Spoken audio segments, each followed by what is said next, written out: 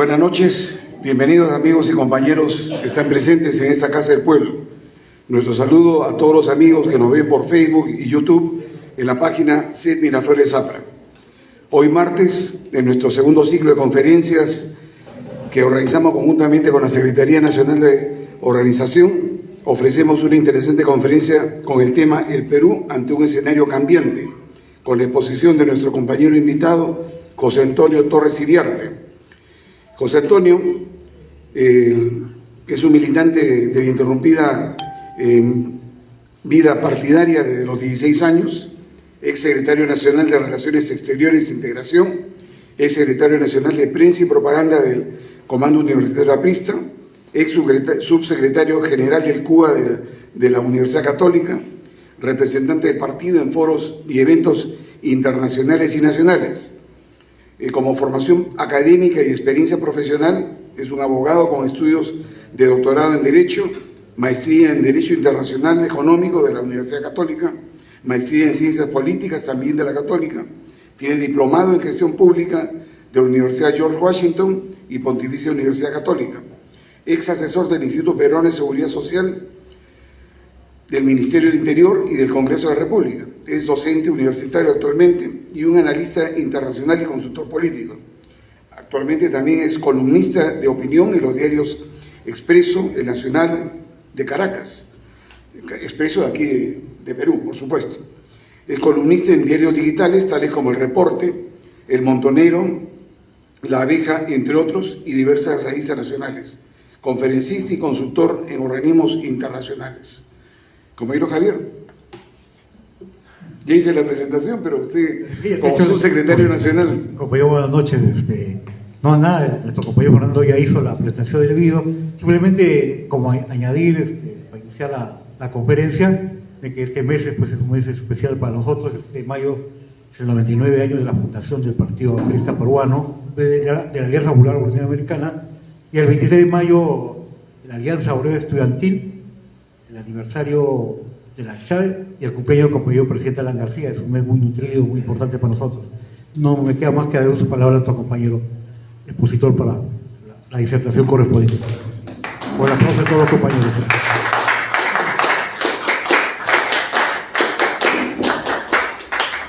Compañero Fernando Lindo, compañero Javier Travesaño, compañeros, compañeras, agradezco la invitación. Si no me equivoco, es la tercera vez en los últimos 6 meses que tengo el honor de participar en el Comité Aprista de Miraflores como ponente. Lo hice en noviembre, cuando aún estaba en Palacio de Gobierno Pedro Castillo.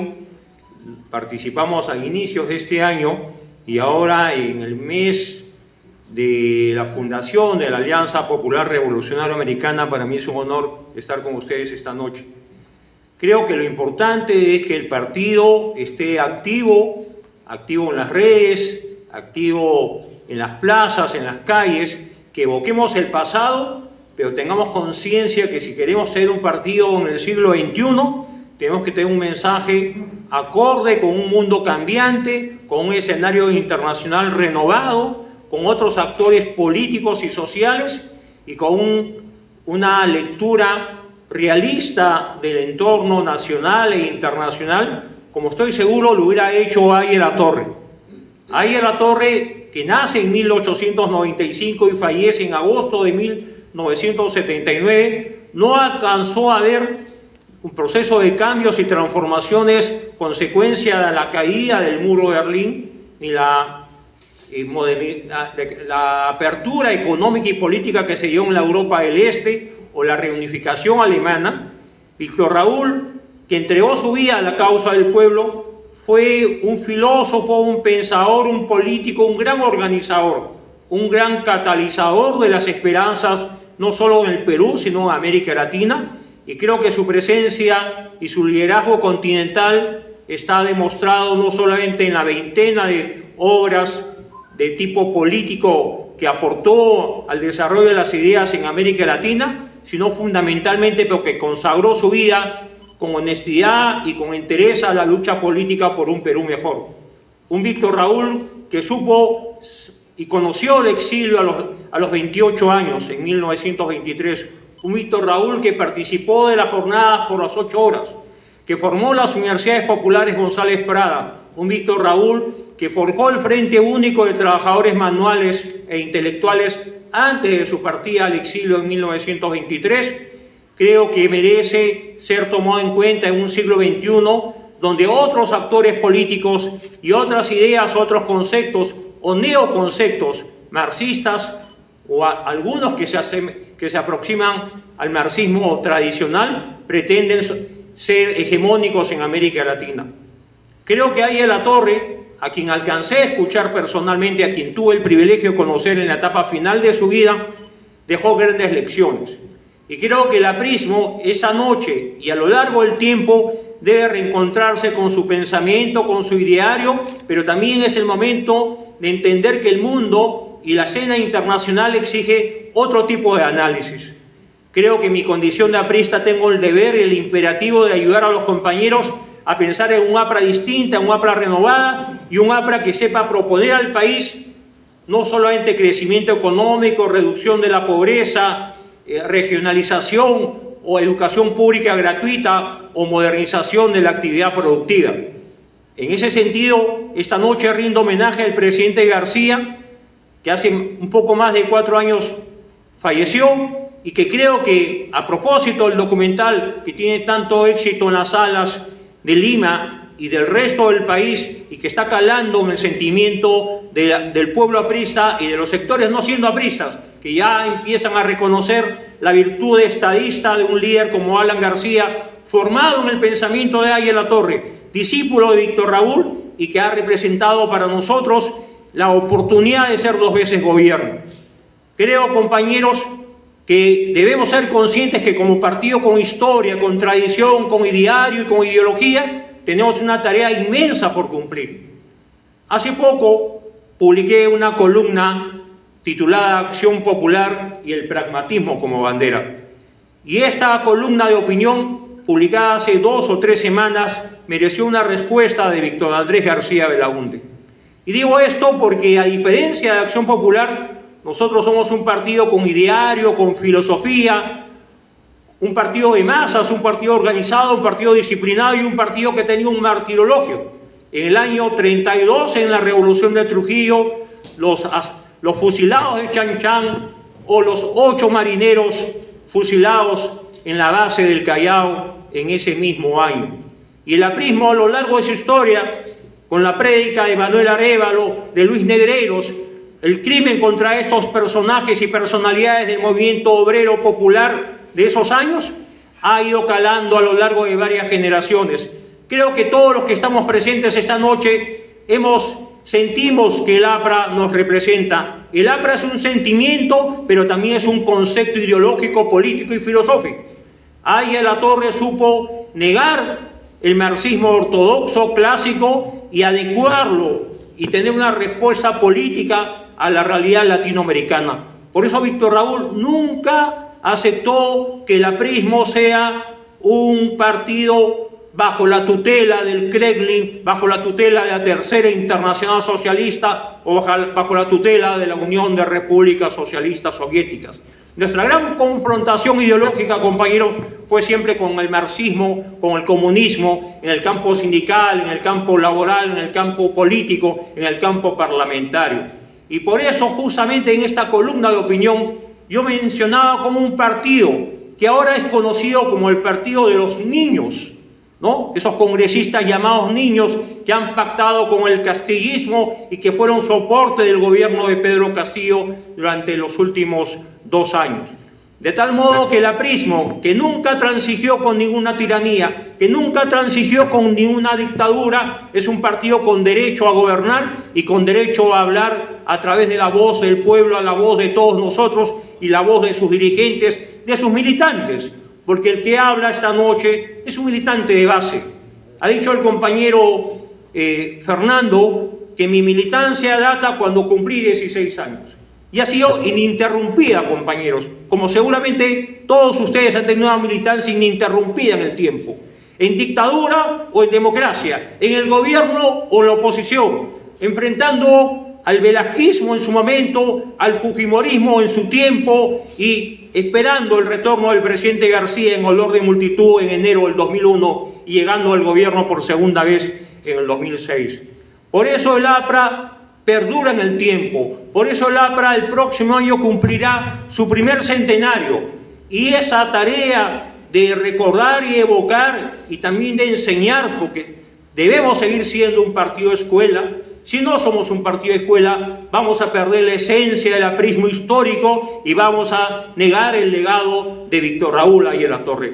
Volvamos a ser un partido de escuela, formemos cuadros juveniles, formemos cuadros profesionales, formemos cuadros que sean capaces de debatir política e ideológicamente con nuestros adversarios y deslindemos con el comunismo internacional como en el pasado lo hizo Víctor Raúl, o deslindemos con este socialismo del siglo XXI que es auspiciado por el Foro de Sao Paulo o por el Grupo de Puebla. Por eso esta noche, compañeros, en estas primeras palabras, quiero reivindicar la memoria de Ayala-Torre, su legado político e histórico, poner en el lugar que se merece como estadista al presidente Alan García, de renovar nuestras energías y tener la convicción que nuestra tarea es y será siempre ser el partido del pueblo, porque la causa del pueblo vencerá. En segundo lugar, compañeros, propuse a los compañeros organizadores de esta jornada en el Comité de Miraflores hablar del Perú ante un escenario internacional cambiante, ¿no? Incluso a un escenario internacional convulso o convulsionado. No podemos negarnos a entender que lo que viene pasando, por ejemplo, en la frontera sur entre Perú y Chile, no es fruto de la casualidad, no es fruto del azar, son actos premeditados, son actos direccionados, y el Perú está inmerso en una amenaza externa. Es la frontera sur, con cientos de migrantes venezolanos, algunos haitianos y otros colombianos, la frontera con Bolivia, que es amenazada por el ingreso de los llamados ponchos rojos, que son la milicia del partido El MAS de Bolivia, de Evo Morales, ¿no? Y además hay señales que también la frontera norte podría ser amenazada por nuevos migrantes. Y es que América del Sur, por el chavismo, por el gobierno nefasto de Hugo Chávez y de Nicolás Maduro, ha generado una migración que se calcula en no menos de 7 millones e incluso podría sobrepasar los 8 millones de personas. Y esto no solamente impacta en la región sudamericana, llega sus efectos a Panamá, a Costa Rica, a Norteamérica, no hay una presión sobre el territorio mexicano, la frontera entre México y Estados Unidos tiene serias dificultades para poner orden en el control migratorio, y por cierto hay otros migrantes, ¿no? Los que salen de la isla de Cuba, los que abandonan Nicaragua, los que toman la decisión de irse al norte o a Norteamérica y son domiciliados en Guatemala, Honduras, El Salvador. De tal modo que la migración es un hecho objetivo. Pero en mi concepto, compañeros, y esa es una de las cosas que voy a advertir esta noche, lo que viene sucediendo en la zona sur del Perú y en la zona norte de México no solamente es fruto de fricciones, decisiones políticas o administrativas del gobierno de Chile o de la Cancillería o el Ministerio de Defensa del Perú. Esto responde a un plan, y lo explico brevemente.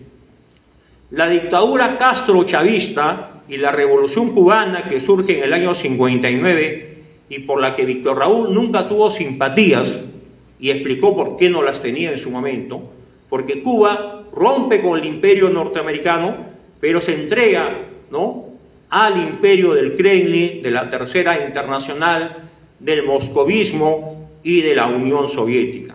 Y la economía cubana fue subsidiada en el tiempo por la URSS.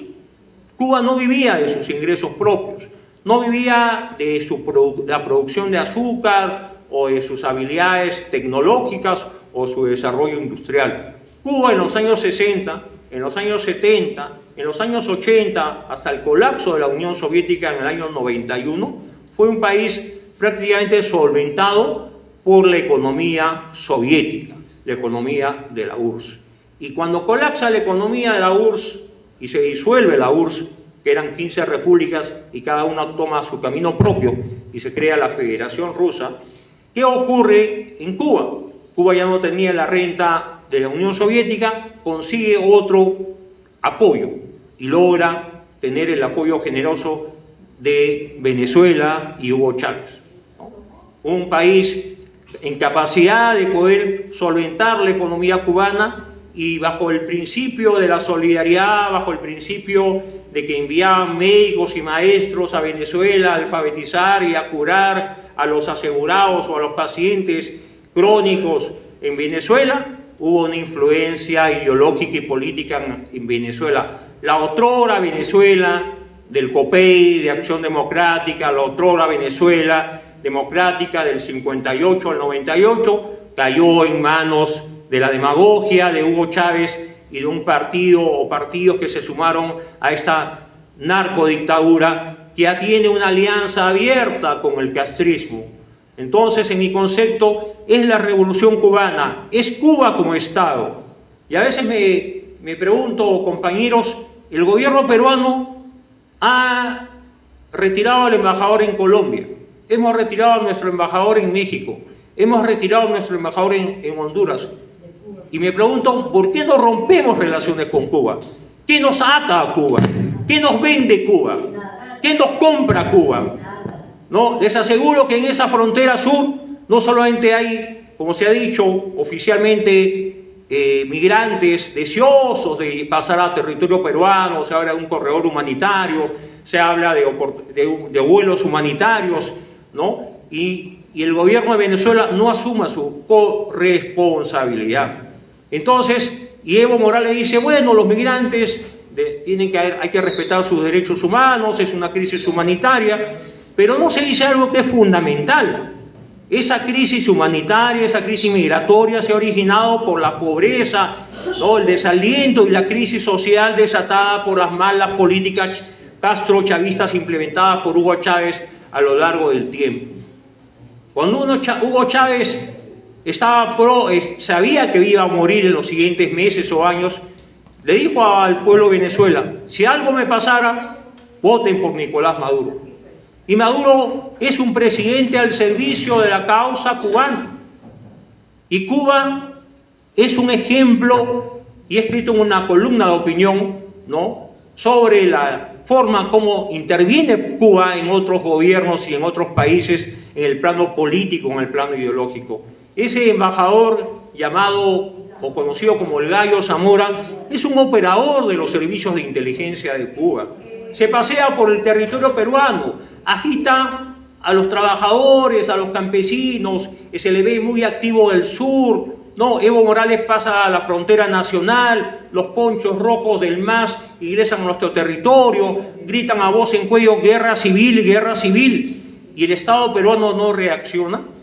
Entonces creo que la tarea, compañeros, y ese es un llamado a todos, ¿no?, es que la APRA se convierta en el gran freno al avance del comunismo totalitario. Si queremos honrar la memoria de Águila Torre, de Víctor Raúl, tenemos que tener la línea principista anticomunista, ¿no? Anticomunista porque Águila Torre deslindó con el comunismo internacional. Águila Torre en el Congreso Antiimperialista de Bruselas en 1927 pudo ser amigable con la Tercera Internacional, incorporarse a la Tercera Internacional, se negó y abogó por una unidad continental, por una Indoamérica, por una América Latina unida, antiimperialista, integracionista, pero liberada de cualquier atadura con el comunismo internacional. Por eso el comunismo de ayer y los caviares de hoy, que son sus herederos, los caviares son un matiz del comunismo, son los clasemedieros burgueses, ¿no?, que tienen conversaciones de café, ¿no?, y que toman vino, y que comen exquisiteces, quieren dar lecciones de moral. A muchos de ellos los conocemos en el trato personal, en el trato universitario, en el trato profesional, que no pretendan darnos lecciones de moral. No tienen moral para poder pretender dar lecciones a un país que ama la libertad y dar lecciones a un partido que ha entregado su vida en Chan Chan y a lo largo de la larga clandestinidad de los 30 y 40 en los Cheños de Odría Y no olvidemos a nuestros más de 1.200 compañeros asesinados por las hordas maoístas de Sendero Luminoso, que perdieron su vida en defensa del partido y los ideales de Aya La Torre y el APRA. Por lo tanto, compañeros, creo que es oportuno, no soy diplomático, no vengo a hablar a nombre del Ministerio de Relaciones Exteriores, pero me parece poco atinado que la canciller de la República, que la ministra de Relaciones Exteriores, ¿no?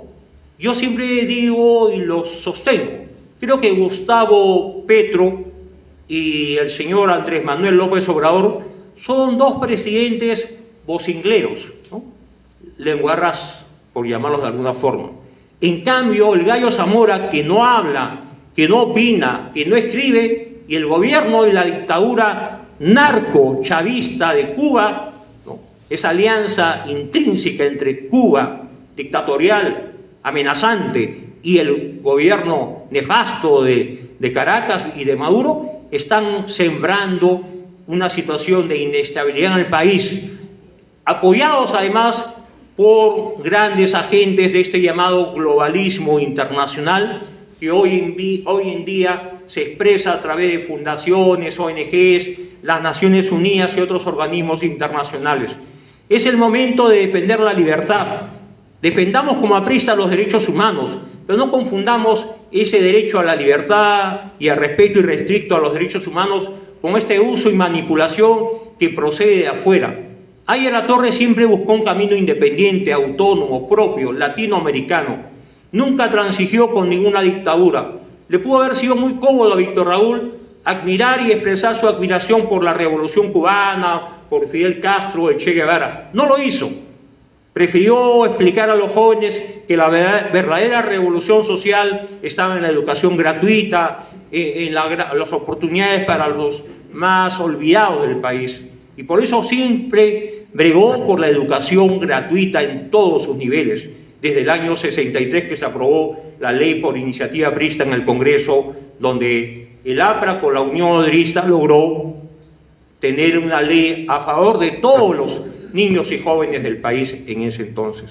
Por eso, compañeros, quiero esta noche hacer varias reflexiones. Ya hemos dicho que me parece mal que Cancillería y el gobierno de la señora Boluarte no se dé cuenta que el principal oponente y amenaza externa la expresa el gobierno de Cuba a través de su embajada y su embajador, que ya estuvo en Bolivia, creando zozobra y caos en el 2019, cuando hubo fraude electoral, gana Evo Morales, entre comillas, la OEA señala vicios de fraude y pide nuevas elecciones.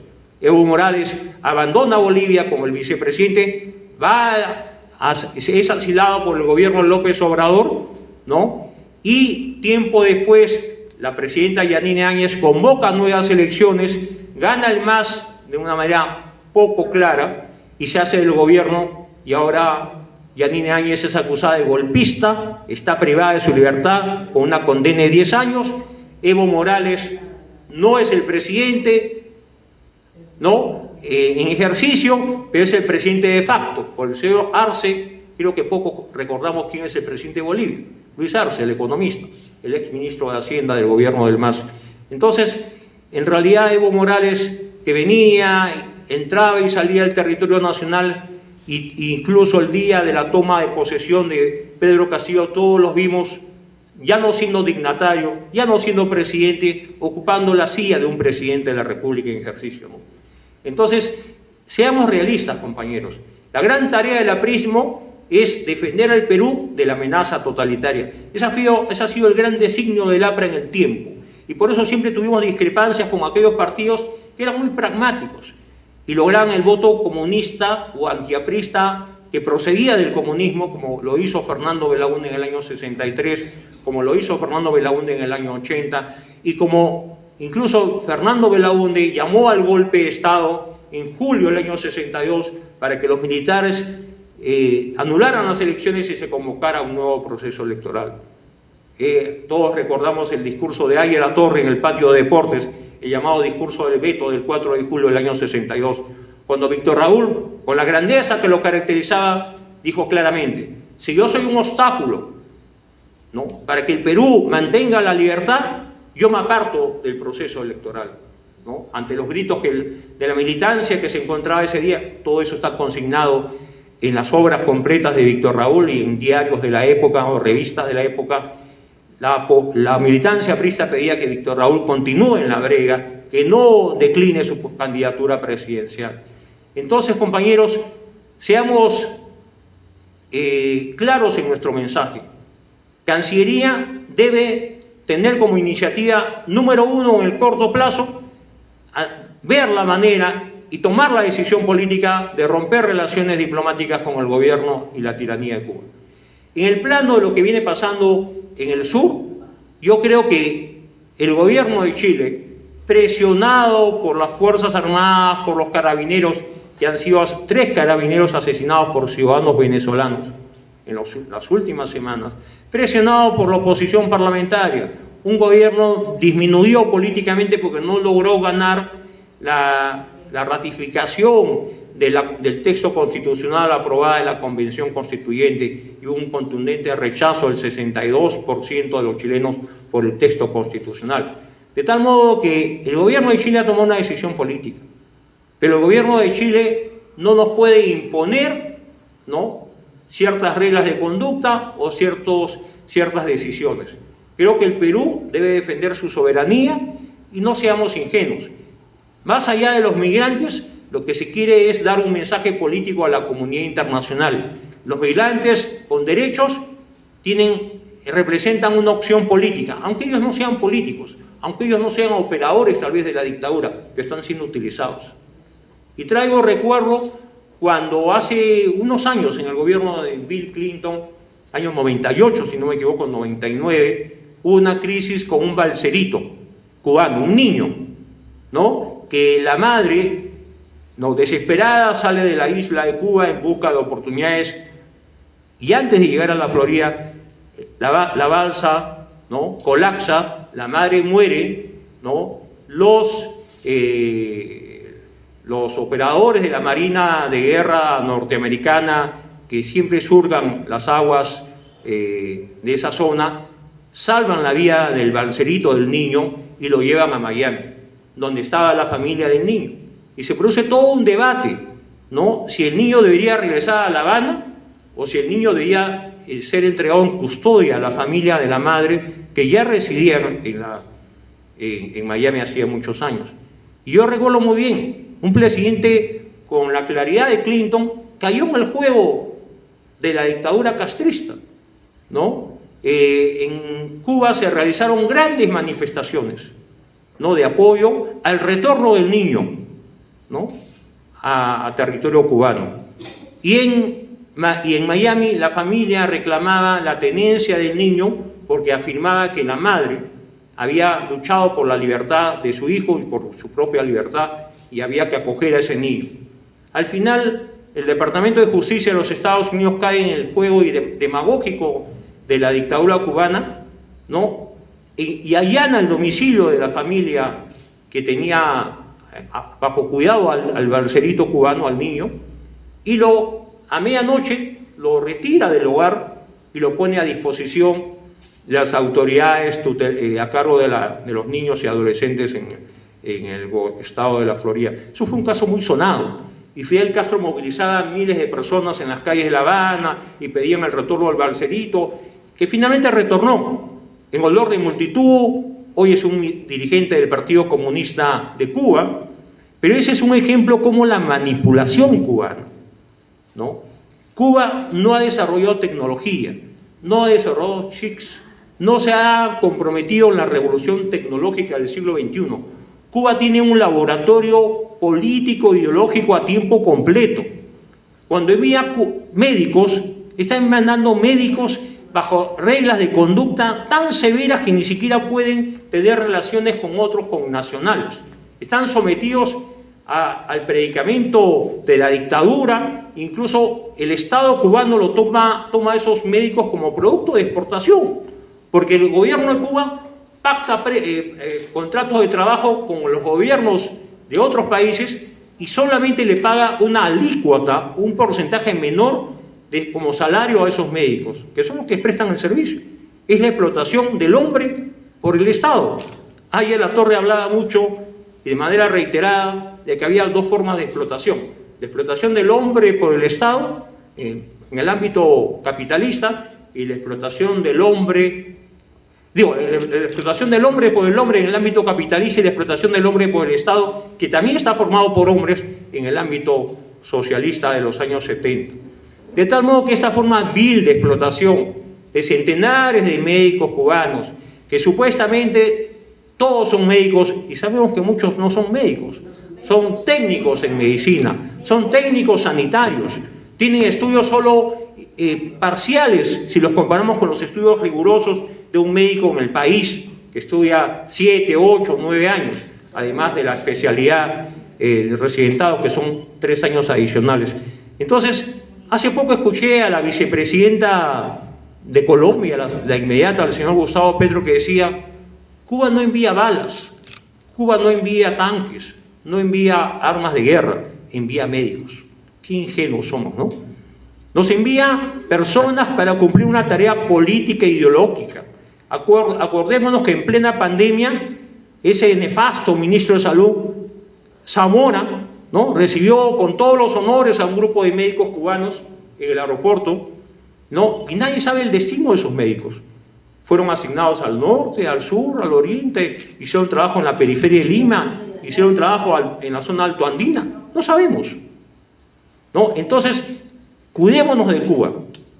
Cuba ha vivido exportando su revolución, y ojalá exportara una revolución libertaria, de progreso, de prosperidad, de bienestar. No, impone dictaduras, ¿no? Qué casualidad que la FARC, cuando quiso negociar la paz con el gobierno del presidente Santos hace unos años, ¿dónde se realizaron las conversaciones entre la FARC y el gobierno de Colombia, del presidente Santos? En La Habana, ¿no? Cuando Alberto Fujimori, en los años 90, ante la toma de la embajada japonesa, la residencia de la embajada japonesa en Perú, en diciembre del año 96, todos recordamos que viajó a La Habana, se entrevistó con Fidel Castro, ¿no?, para conversar con él y tratar a ver si Fidel Castro persuadía, ¿no?, a hacer cartolini a sus emerretistas para que pongan las armas y haya una solución amigable con los captores y se liberen a todos los rehenes. O sea que, en otras palabras, esta tutoría que antes tuvo Fidel Castro, que luego ha tenido Raúl Castro, que ahora tiene un pelele llamado Díaz-Canel, presidente de Cuba, esa tutoría nos impone que ellos son los grandes gestores de la paz en América Latina. Ellos siembran el odio, ellos siembran la rivalidad, ellos siembran el encono, ellos crean la violencia y luego nos ofrecen la paz, ¿no? Entonces, lo que está pasando ahora con Gustavo Petro es muy parecido. Gustavo Petro quiere la paz total, dice, en Colombia, porque el Ejército de Liberación Nacional aún no entregó las armas. Petro pertenece a un movimiento armado llamado M-19, que sí se dejó las armas, que había tomado de rehenes a los jueces supremos en el año 85 en el gobierno de Betancourt, presidente colombiano, y que hubo un derramamiento de sangre que se transmitió a nivel internacional en ese entonces.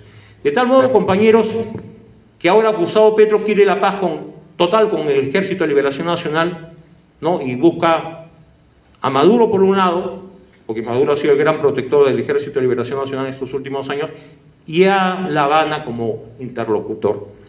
De tal modo, compañeros, que mi lectura esta noche es para señalar que el aprismo debe levantar su voz y señalar un derrotero. Ayer Latorre hablaba en el pasado: ni con Washington ni con Moscú, solo el aprismo salvará al Perú. Yo creo que es el momento de tener claro que en un mundo cambiante, Cuba, todavía heredera de la bipolaridad, de la Guerra Fría, de la crisis de los misiles del año 62, sigue operando con total impunidad. Yo hasta ahora no entiendo por qué el presidente Obama, siendo presidente en ejercicio, restableció relaciones con Cuba sin poner ninguna condición. La mínima condición que debió proponer Barack Obama era que Cuba tenga un proceso de transición hacia la democracia. Esto lo planteó, ¿no? y fue el señor Barack Obama, la lideresa de los demócratas en la Cámara de Representantes y otros líderes demócratas a distraerse un poco, a relajarse un poco a La Habana en ese entonces. Entonces, la gran causa de América Latina es que debemos recuperar la libertad para todos los latinoamericanos. Mientras haya tiranía en Cuba, tiranía en Venezuela, la imposición del MAS en Bolivia, el peronismo demagogo e irresponsable que lleva a la crisis y a la hiperinflación y a la devaluación frecuente del peso argentino, creo que América Latina tiene una tarea por lograr, y el APRA debe ser en este siglo el gran partido que señale derroteros, señale canales para poder debatir con estos oponentes, ¿no? El odio que llevó a los caviares, a los fiscales Belabarba, José Domingo Pérez, ¿no?, a empujar el escenario de crisis que vivió el presidente García, que tomó una decisión en aras de la dignidad y el honor, creo que no puede ser olvidado, ¿no? Definitivamente, compañeros, creo acá está presente la compañera Adriana, con la que departimos hace unos días en Surgo, a la salida del centro de convenciones, cuando yo recordaba, los enemigos del aprismo impidieron que Aya Latorre sea presidente de la República. Se valieron del fraude, del veto, de la proscripción, la persecución, la ilegalidad. Aya Latorre no podía ser candidato. Los apristas podíamos votar, pero no podíamos ser elegidos. Alan García sí fue 2 veces presidente, pero nunca perdonaron los enemigos del aprismo que un aprista llega a la primera magistratura y tenga éxito, gran éxito en su segundo gobierno y sea reconocido como un demócrata y un líder continental. ¿Cuál fue el epílogo de la vida del presidente García? Todos lo conocemos. Creo que ese es el capítulo que está por escribirse y la historia que está por relatarse, ¿no? En el proceso de judicialización de la política se han cometido muchas arbitrariedades, muchos abusos. Hace poco yo escribí un artículo llamado Lula, Odebrecht y Alejandro Toledo, porque esa ha sido, en mi concepto, la manera como ha actuado Lula. Hoy electo por 3ª vez presidente de Brasil, viaja por el mundo, ¿no?, y se dice que Brasil está de retorno en los foros internacionales, porque al fin y al cabo el gobierno de Brasil y Lula es un operador del globalismo internacional. Ese globalismo financiado por George Soros, por las fundaciones vinculadas a intereses europeos y norteamericanos o canadienses, ¿no? De tal modo que si Lula fue el padrino, y no creo que exagere, de las empresas constructoras que llegaron a ingresar a territorio norteamericano, latinoamericano, para hacerse las grandes obras públicas, y fíjese cómo fue la historia. Fue el Departamento de Justicia de los Estados Unidos quien reveló los primeros indicios de la corrupción de la empresa constructora Odebrecht en los Estados Unidos. La empresa Odebrecht tuvo que llegar a acuerdos financieros, reparaciones civiles, pagos por sumas muy altas para poder recuperar su situación legal en territorio norteamericano, sobre todo en el estado de la Florida. Tiempo después se conoció todos los avatares de Odebrecht y otras empresas constructoras, no solo en Brasil, en Perú, en Colombia y otros países de la región. De tal modo que en este momento, cuando un expresidente como Alejandro Toledo, que en su momento fue financiado por George Soros, oh casualidad, ¿no?, y que ahora se encuentra recluido en una celda en Barbadillo, creo que es el momento, compañeros, de recordar que la tarea del aprismo es una tarea inmensa y de largo plazo. Podemos haber sido un partido excluido, perseguido, ¿no?, prácticamente obligado a vivir en las catacumbas. Algún general malcriado de la época del velasquismo dijo: el APRA ya murió. Poco tiempo después ese general tenía que renunciar al cargo de ministro del Interior ante el dictador Velasco. Hablo de Armando Bartola Azcárraga, odiador del APRA, ¿no? Y años después apareció un señor de apellido Urresti, me parece, ¿no?, que también odia al APRA, que se ha ocupado apasionadamente de denosar de Alan García en especial, ¿no?, incluso a Aya Latorre en algún momento, y del APRA en particular, Y ahora, ¿dónde se encuentra el señor Daniel Urresti? Entonces, compañeros, en el partido no está inscrita, como lo dijo Víctor Raúl más de una vez, la palabra venganza, sino nosotros levantamos el concepto de justicia. Extendemos la mano, y lo hicimos muchas veces en el año 45, cuando llegamos a un acuerdo político para proponer la candidatura de José Luis Bustamante y Rivero y el partido recupere la libertad. Pero no pudimos postular ahí a la Torre de la presidencia. Y no pudimos postularnos como partido aprista, sino como partido del pueblo. La experiencia del Frente Democrático dura 3 años, volvemos a la clandestinidad con Odría, a la persecución, el asesinato de Luis Negreiros en el año 50, el asilo de Aya La Torre entre el año 49 y el año 54, y luego cuando quisimos recuperar la legalidad, que no diga Acción Popular que Acción Popular le ofreció la legalidad al APRA. Nunca Acción Popular en el año 56 le ofreció la legalidad al APRA. La legalidad al APRA se la ofrecieron otros, y por eso el partido optó por votar por Manuel Prado y recuperar su libertad y su legalidad en el año 56. Y cuando Aya La Torre estaba en la etapa final de su vida, luego de una larga dictadura y los militares habían fracasado en sus políticas reformistas, estatistas, intervencionistas, ¿no? Y llaman a un proceso constituyente, Aya pone de sí, ya a los 83 años, y estando ya enfermo, lo mejor de su vida a la causa de la recuperación de la libertad para todos los peruanos. Y el texto constitucional que Aya La Torre firma en su lecho de dolor en Villa Mercedes es la prueba más cabal de una vida entregada a la causa por la democracia y la libertad en el Perú. Por eso mi saludo a quienes hicieron posible la presidencia de Aya La Torre en la Asamblea Constituyente. Y no olvidemos nunca que los enemigos del aprismo, los comunistas del PSR, la UDP, el UNIR o el Partido Comunista u otras fuerzas políticas se negaron a firmar la Constitución de 1979. No firmaron el texto constitucional y ahora reclaman, ¿no?, reivindicar la Constitución del 79, que ellos negaron su autoría y no quisieron acompañar con su firma y autógrafa la promulgación de la Constitución que Aya La Torre promulgó en su lecho de dolor a pocos días de su muerte. De tal modo, compañeros, que la línea del aprismo es una línea reñida con el totalitarismo, reñida con el fascismo y el comunismo, afirma la libertad y la democracia social, cree en la integración, pero una integración sin tutelajes. La integración de la que se habla ahora desde el Foro de Sao Paulo, el Grupo de Puebla, es una integración tutelada. No necesitamos tutores ni tutelajes, necesitamos pueblos libres, soberanos, poner fin a las dictaduras, la cubana en especial, y poner fin a los demagogos como López Obrador, Gustavo Petro o Alberto Fernández en Argentina. Creo que el Perú debe ser el gran norte ideológico y el APRA el gran norte ideológico de los pueblos de América Latina. Tenemos partidos hermanos y amigos en otras partes de la región. Aya La Torre fue reconocido como un líder continental y como un forjador de ideas y de propuestas democráticas.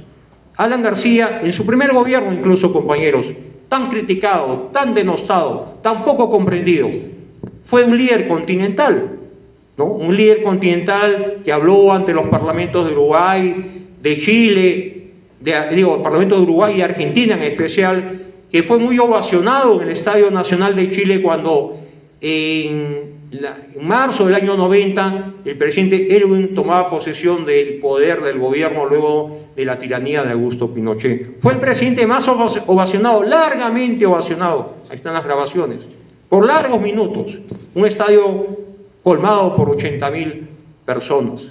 De tal modo que el denostado primer gobierno de Alan García, ¿no?, que creyó que podía ser sustituido por el gobierno de Mario Vargas Llosa, que fracasó en ese intento el Fredemo, no debe también ser reivindicado y entendido como parte de un proceso de transformación en un contexto de bipolaridad, de guerra fría, de caída de los precios internacionales, de crisis de la deuda externa.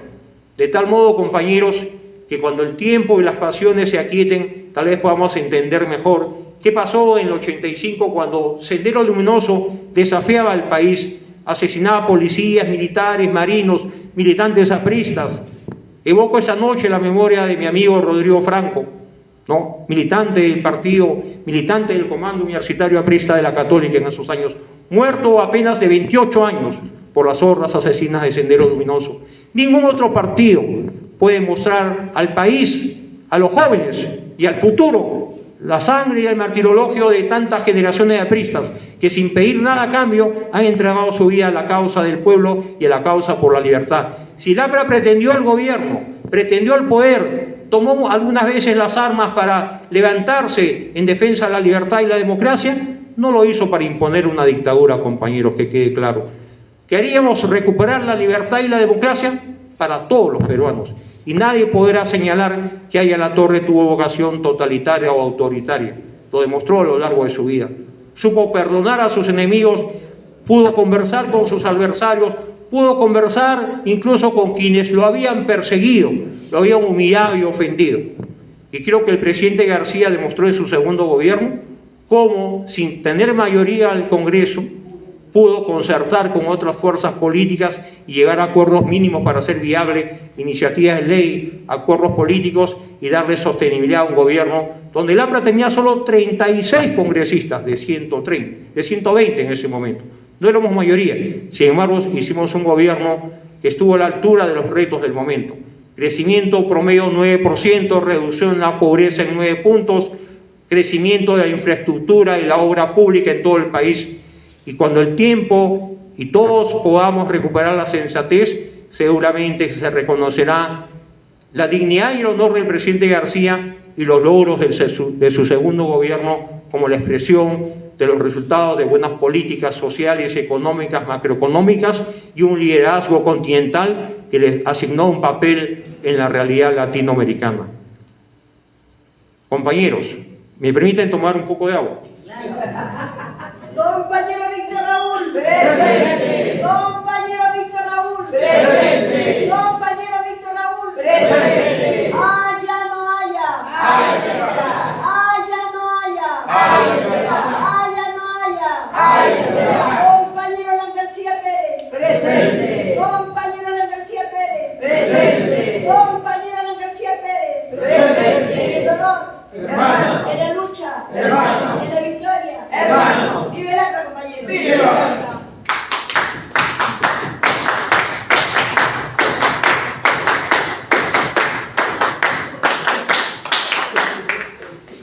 Compañeros, creo que es el momento de que entendamos que la propuesta de Aya La Torre planteada en el antiimperialismo del APRA en 1928 y en su primera edición publicada por Ercilla, la editorial chilena, en el año 35, año 36 la segunda edición, aún está vigente en términos generales. Una de las cosas que señaló con claridad Aya La Torre, que era necesario que entendamos que el imperialismo era la fase inicial del capitalismo en los pueblos de América Latina. Y por lo tanto había que darle al capital extranjero, al capitalismo, un espacio en el proceso nacional económico. Por eso afirmaba cómo tratar, y ahí la gran cuestión. Había que tratar con el imperialismo. En ese entonces el imperialismo hegemónico era el imperialismo yanqui, ¿no? Luego surge la URSS como una gran superpotencia, ¿no? En los últimos años no podemos negar que la República Popular China, bajo la égida del Partido Comunista Chino, pero bajo un sistema capitalista de Estado, tiene pretensiones de avance, de hegemonía y de dominio en otros territorios. No olvidemos que China tiene inversiones no solo en las Bahamas, no solo en el puerto de Chancay, no solo pretenden hacer un nuevo canal en Nicaragua, ¿no? China financia parte del gasto venezolano, China tiene presencia en Centroamérica, China tiene presencia en Sudamérica, ¿no? Y ahora se habla que ante el declive de las empresas constructoras brasileñas hay una presencia cada vez mayor de empresas chinas de construcción que no cumplen con los estándares de calidad o con los contratos y la estabilidad que uno pretende tener cuando da oportunidad a empresas extranjeras. De tal modo, compañeros, que el antiimperialismo del APRA del año 24, 28. Nunca olvidemos que los 5 puntos del Plan Continental o el Programa Máximo del APRA datan en 1926 y fueron desarrollados en el antiimperialismo del APRA. Pero Aya La Torre siempre fue un pensador que estaba estudiando y analizando los cambios en el escenario internacional. Hoy fue testigo del colapso del Wall Street en 1929, fue testigo del surgimiento del nazismo en Alemania a fines de los años 20, retorna al Perú en el año 31 para ser candidato presidencial, ¿no? Y estando en la clandestinidad, Aya La Torre siguió publicando, siguió escribiendo, siguió dando a conocer sus ideas que rebasaban las fronteras nacionales en ese entonces. Y cuando en el mensaje al país, en el 20 de mayo del año 45, cuando apoya el Frente Democrático Nacional, Aya La Torre saluda a los vencedores aliados en la Segunda Guerra Mundial y da un mensaje de esperanza para que la libertad sea recuperada en todos los continentes. De tal modo que Aya La Torre luego retorna al Perú en el año 57, luego de su exilio a México, después que sale de la Embajada de Colombia en la avenida Arequipa, luego de 5 años de encierro forzoso, y viene con ideas renovadas. Y quienes escuchamos algunos coloquios de Aya La Torre en la etapa final de su vida, siempre aconsejaba estudiar, prepararse, no cegarse, y saber entender la realidad cambiante del mundo, ¿no? Un mundo en el que ahora la India va a tener este año más población que China. Un mundo en el que en Francia se discute si tiene sentido aumentar la edad de jubilación de 62 a 64 años. Un mundo en el que Estados Unidos necesita más mano de obra, necesita crecer económicamente. Un mundo donde la Unión Europea está apostando por el apoyo político a Ucrania, ¿no? Luego de los desatinos de la señora Merkel, cuando creyó de buena fe que incentivando las relaciones entre Alemania y Putin, la Federación Rusa, iba a haber una mejor relación para la paz en toda Europa. Se equivocó Angela Merkel, ¿no? Que estuvo en el gobierno más de 15 años. Putin se estaba preparando para una ofensiva, y la ofensiva se plasmó en febrero del año pasado, cuando invade territorio ucraniano, ¿no? De tal modo que una Unión Europea con un euro como moneda, pero también con una crisis derivada de la salida del Reino Unido, ¿no? El famoso Brexit. De tal modo que no es una Unión Europea hegemónica, vital y tal vez perdurable en el tiempo. Siempre está expuesta a muchas situaciones adversas, ¿no? Estados Unidos sigue siendo una democracia estable, a pesar de la crisis del Capitolio en el 6 de enero del año 2021, ¿no? Ahora hay un proceso en curso contra Donald Trump, ¿no? Y elecciones el próximo año, de tal modo que la democracia norteamericana, yo noto y siento y analizo y estoy seguro que cada vez ve con menos interés a América Latina. Le preocupa la migración mexicana a territorio norteamericano, le preocupa el triángulo de Guatemala, Honduras, El Salvador, le preocupa Cuba, le preocupa Venezuela. Trata de tener buenas relaciones sobre todo con el Brasil, ¿no? Brasil tiene un inmenso territorio, más de 210 millones de habitantes, es una economía que por sí es casi la mitad del Producto Bruto Interno latinoamericano, y es de alguna forma un interlocutor tradicional latinoamericano frente a los Estados Unidos, desde la época que estaban los militares en el gobierno, entre el año 64 y el año 85. Luego llega la democracia, con presidentes socialdemócratas o con el Partido de los Trabajadores. Brasil ha tratado, o Estados Unidos ha tratado de tener una relación amigable con Brasil. Pero creo que Brasil ha tenido otra apuesta, ¿no? Por eso que apostó por el Foro de Sao Paulo, que fue alimentado por Fidel Castro en los años 90. Luego surge la figura y el liderazgo de Hugo Chávez, compite con Lula, y Lula cae en actos de corrupción, incluso es privado de su libertad por el juez Sergio Moro, ¿no?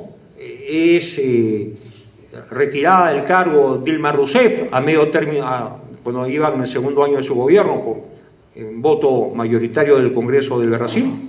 De tal modo, compañeros, que el fenómeno Bolsonaro, ¿no?, que perdió por muy pocos votos las elecciones el año pasado, en octubre del año pasado, de tal modo que creo que Brasil, que es parte de Mercosur, ¿no?, es una economía gigante si la comparamos con una economía decadente como la Argentina, ¿no? Argentina vive del recuerdo, de la evocación, se vanagloria de haber ganado por tercera vez un mundial de fútbol, pero su moneda es inestable, ¿no? El peso ronda el dólar ronda los 500 pesos, tiene una inflación cercana al 100%, hay mucha pobreza y desempleo. Y aunque pretende hacer algunas reformas económicas, tal es la ortodoxia, la ceguera, los peronistas que no entienden que el mundo ha cambiado y creen que es el estatismo, el intervencionismo, el control de precios, ¿no?, y el sí puedo, ¿no?, o sí podemos, puede cambiar el curso de la historia. Perú aprendió de sus errores, ¿no? Derrotamos la hiperinflación, estabilizamos la moneda, tenemos un BCR autónomo, gerenciado técnicamente, y el sol peruano es una moneda estable, referente en América del Sur, por lo menos. Y eso es una buena señal, ¿no? Sin embargo, nos falta clase política, dirigentes políticos. El APRA es el gran ausente en este Congreso. El APRA fue el gran ausente en el Congreso que vacó a Martín Vizcarra. Yo tengo información de primera mano, no corroborada ciertamente, de que los votos del APRA fueron robados a favor del FREPAP en la campaña complementaria del 2020. Por eso que el FREPAP tuvo un debut y despedida.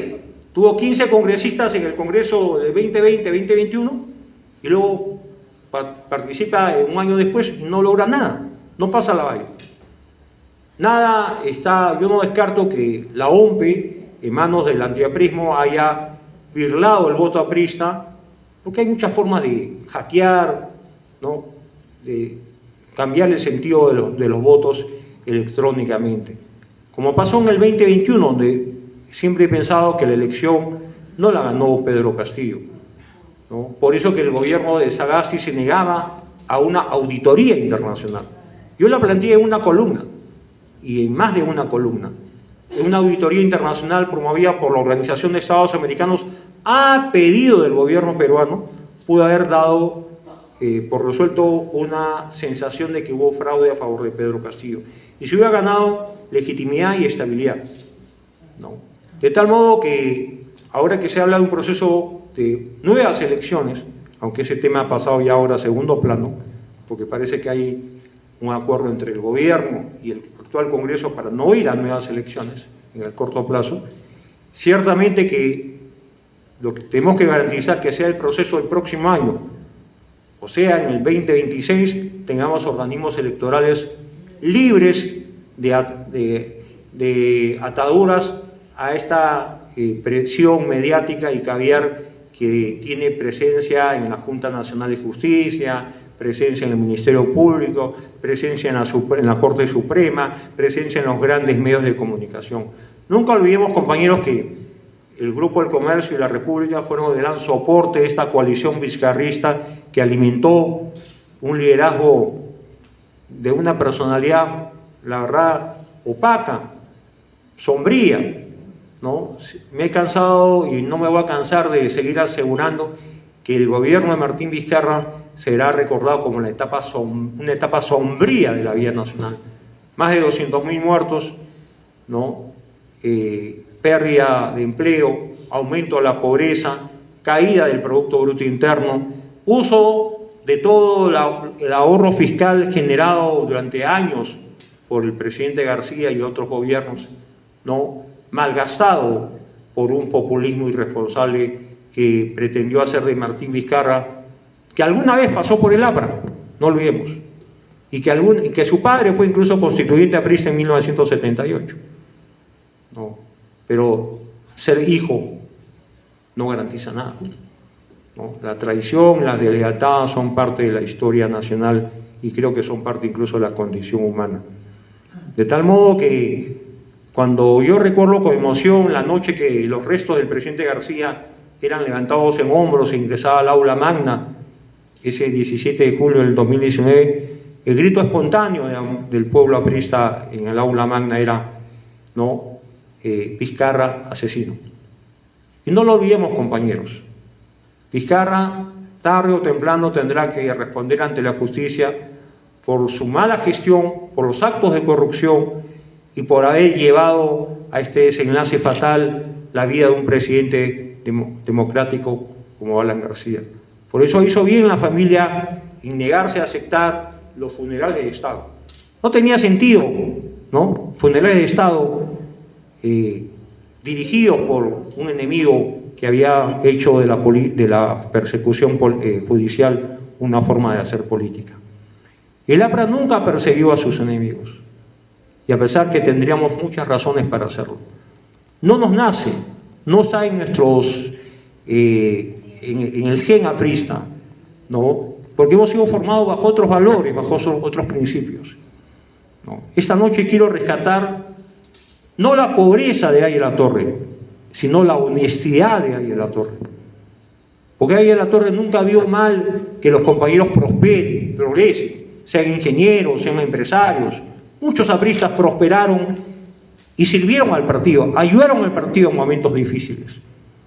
¿Cuántas fortunas privadas, y eso es parte de la historia que está por escribirse, sirvieron para sostener a los presos apristas, a los perseguidos apristas en los largos años de persecución, a los desterrados apristas, ¿no? Y ese ejemplo no puede olvidarse.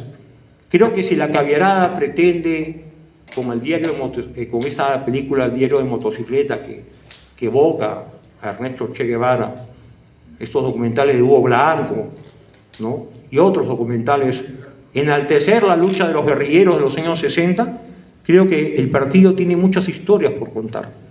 Por eso esta noche creo oportuno saludar al joven cineasta Ernesto Carlín, ¿no?, y al compañero Garrido Leca, que han hecho posible que tengamos un documental que será el primero de muchos. Ojalá tengamos series televisivas, ¿no? Tengamos además historias narradas a través del documental, de series o películas, porque la historia del APRA está por escribirse, está por narrarse y está por verse. Que las nuevas generaciones sepan que no en vano el próximo año la Alianza Popular Revolucionaria Americana cumplirá 100 años. Reto a otros partidos que hayan cumplido 100 años. Tal vez la Unión Cívica Radical Argentina, que data de 1916, la época de Irigoyen, ¿no?, presidente Irigoyen, un partido hermano del APRA. O el PSOE, que sufrió la persecución del franquismo a lo largo de la larga tiranía de casi 40 años en la España posguerra civil. De tal modo que los ejemplos de partidos que llegan a la centuria, sobrepasan la centuria, son pocos. Y más aún cuando estos partidos no son frutos del azar, del caudillismo, no son frutos de una formación, de una propuesta ideológica, filosófica, política como la que gestó Aya La Torre en el tiempo. Y no solamente Aya La Torre, no nos olvidemos de Manuel Ciobán, el Cachorro, de Luis Heisen, Carlos Manuel Cox, no nos olvidemos de Luis Alberto Sánchez, de Armando Villanueva y Andrés Tauce, ¿no?, que fueron parte de un proceso, ¿no?, difícil en los años 80, que fue resuelto cuando surge un liderazgo renovado y joven como el de Alan García, electo secretario general del partido en 1982 y electo presidente 3 años después, con la más alta votación alcanzada por cualquier aprista. De tal modo, compañeros, que creo que si Aya La Torre tuviera la oportunidad de dar una lección sobre el siglo XXI, estamos en medio de crisis sucesivas. La invasión de Rusia a Ucrania, hay crisis bursátiles, han quebrado algunos bancos en Suiza, en Estados Unidos. Ya la Reserva Federal ha tomado algunas medidas para controlar la inflación, evitar el desempleo. Creo que de la época de Keynes, de los años 30 del siglo pasado, el padre de la macroeconomía, ahora todos hemos aprendido. Cuando Alan García apostó por ciertas políticas económicas en su primer gobierno, era porque esas políticas de alguna forma eran prédica y práctica común en toda América Latina. Toda América Latina tenía una deuda externa muy alta. Toda América Latina estaba envuelta por la crisis de la deuda. Por eso Alan García, cuando propone establecer como límite del pago de la deuda externa el 10% del valor de nuestras exportaciones, su propuesta fue bien recibida. Lo que faltó en ese momento era un acuerdo de los principales deudores latinoamericanos, que eran Brasil, Venezuela, Argentina, Perú, entre otros. Tal vez el celo, pero un presidente joven, no animó a otros presidentes con más años en la política a acompañar esa iniciativa que pudo ser el cambio y el giro en la política latinoamericana. Y por eso Alan García, con su discurso del año 85, se hizo conocido en toda América Latina. En una época aún no había redes sociales, no había internet, se usaba los medios tradicionales de la radio y la televisión para poder transmitir las ideas y los mensajes y los discursos y las imágenes, ¿no? Entonces, un joven Alan García llenó de orgullo y de expectativas a toda una generación en los años 80, pero fue afectado por el terrorismo, la subversión, la violencia, y luego la decisión de pretender estatizar la banca, que merece todo un análisis, que pudo haberse resuelto políticamente rápido, pero se buscó una salida en el Congreso y no se logró el éxito esperado, envalentonó a la derecha, reagrupó a la derecha, y surgió la candidatura del hoy Nobel Mario Vargas Llosa, con una candidatura del rancio antiaprismo que pensó que iba a ganar abrumadoramente las elecciones en el año 90 y fracasó en su propósito, ¿no? Vargas Llosa será Nobel de Literatura. Podrá a su edad, más allá de los 86, 87 años, estar activo académicamente e intelectualmente, pero nunca tuvo la grandeza de reconocer los méritos de Aya La Torre ni los méritos del presidente García. Y en momentos difíciles para el presidente García, cuando él solicitaba asilo al gobierno de Uruguay, una columna de opinión en El País de Madrid, de Vargas Llosa, lo pinta de cuerpo entero, ¿no?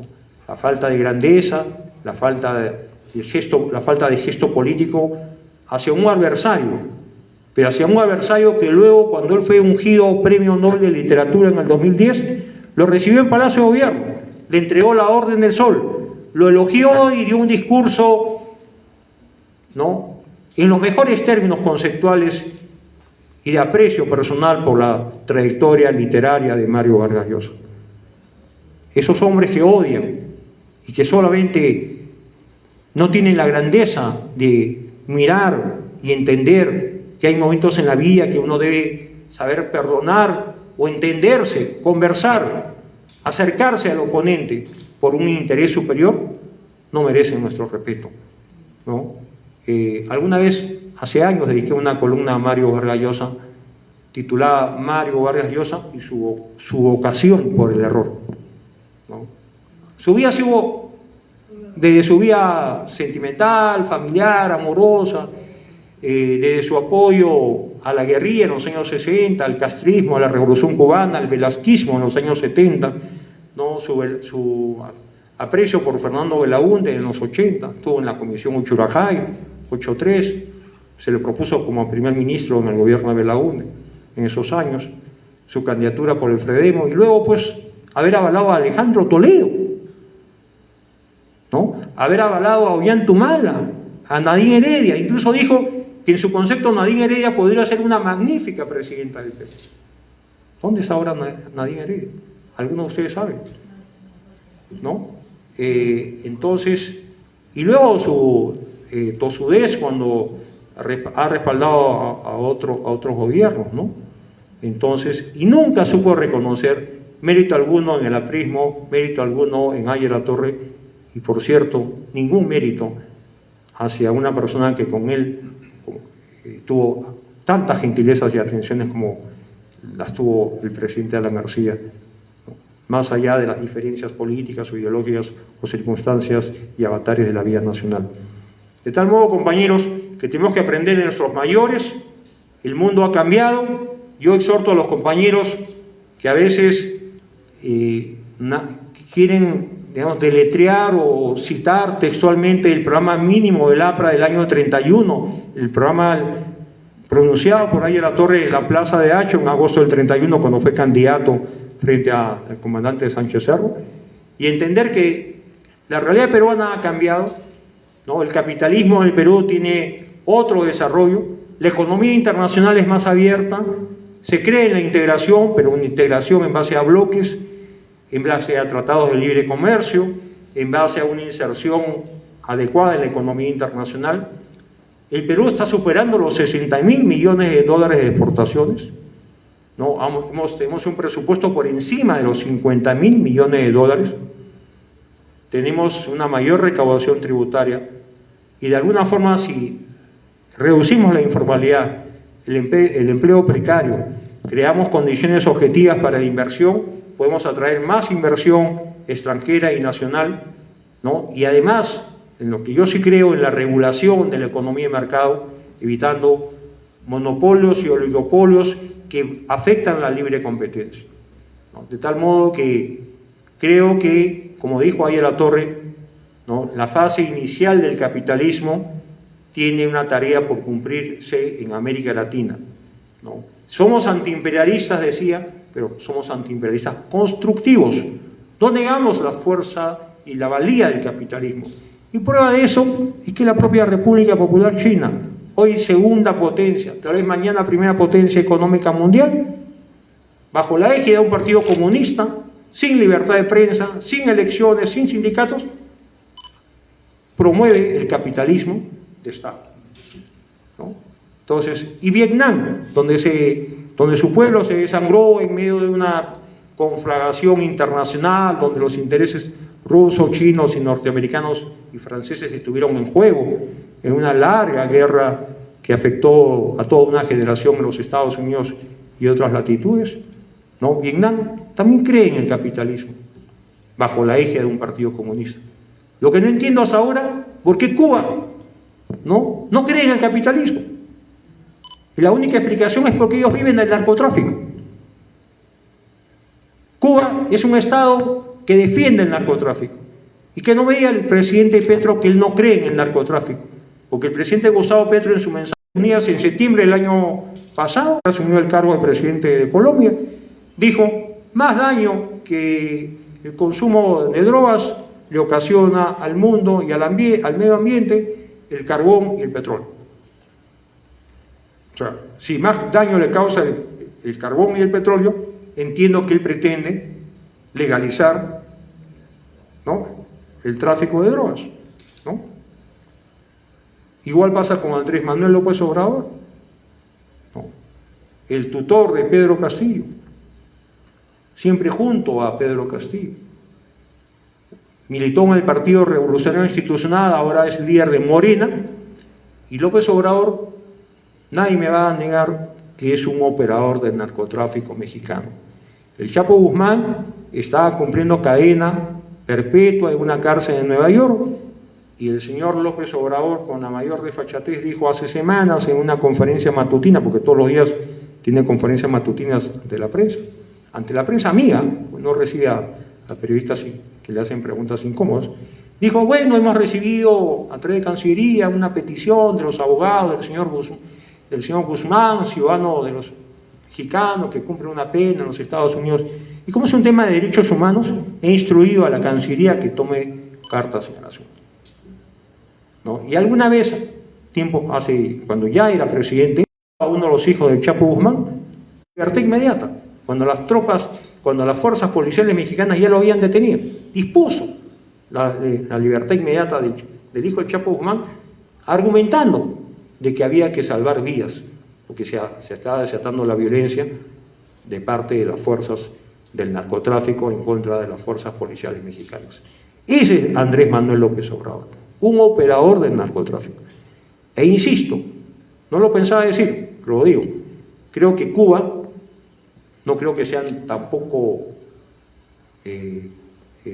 no tengan la claridad para poder entender que si Vietnam, ¿no?, es un líder de exportaciones en el Asia, apostando por un régimen comunista, pero bajo la égida del capitalismo, ¿no?, Y lo mismo hace China, ¿por qué Cuba no ensaya esa posibilidad y abre sus fronteras, o mejor dicho, abre su territorio al libre comercio con los Estados Unidos? Que no vean que las sanciones, no con Estados Unidos, con otras partes del mundo, porque no vean que las sanciones económicas, ese famoso embargo, ha llevado a la pobreza a Cuba.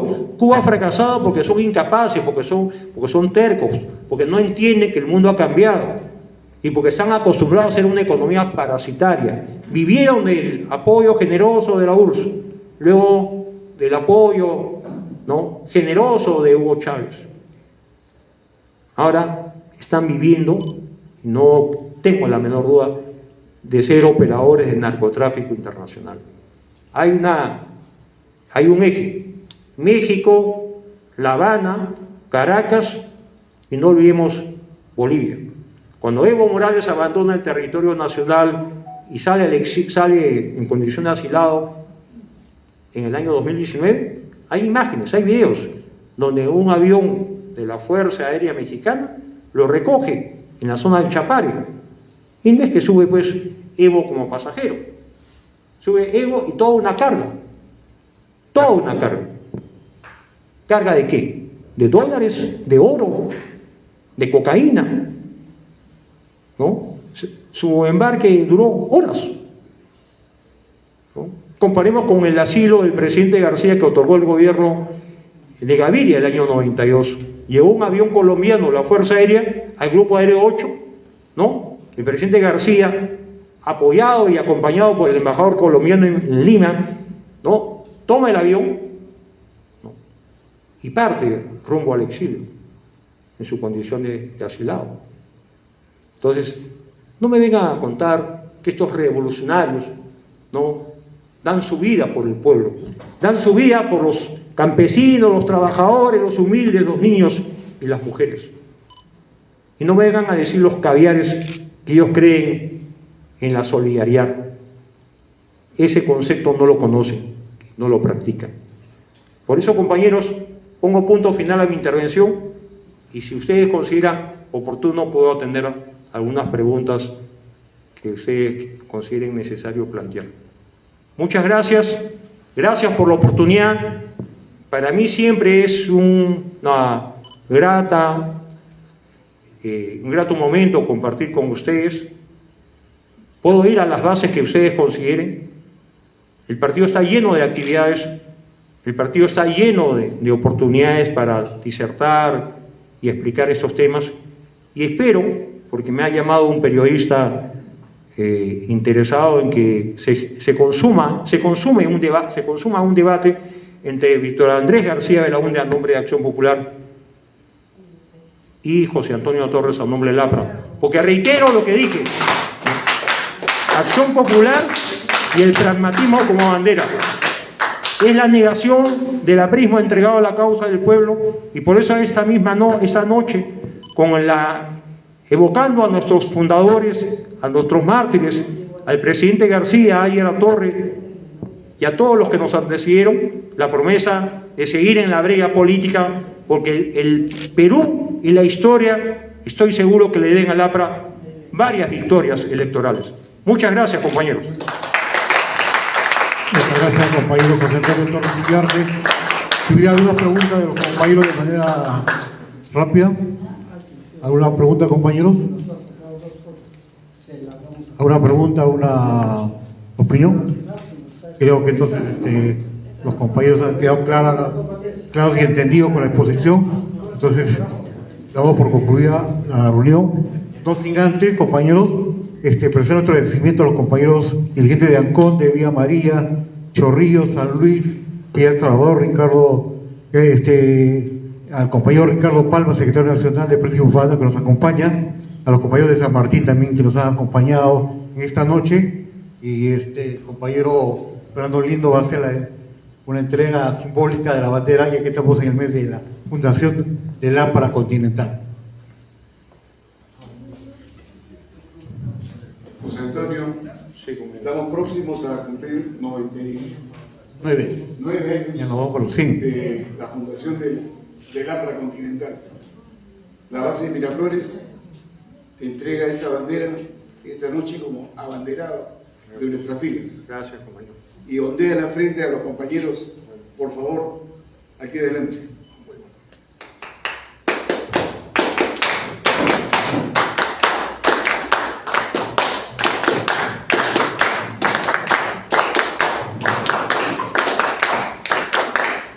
Compañero Víctor Raúl.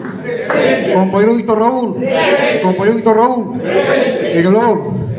En el honor. Gracias, compañeros. Para culminar, les pedimos que nos acompañen para la foto. Marsellesa. Y a la Marsellesa. La acompañó muy bien. Entonces vamos a, antes de la ¿cómo se llama? De la foto de la Marsellesa aprista. A la voz de tres compañeros.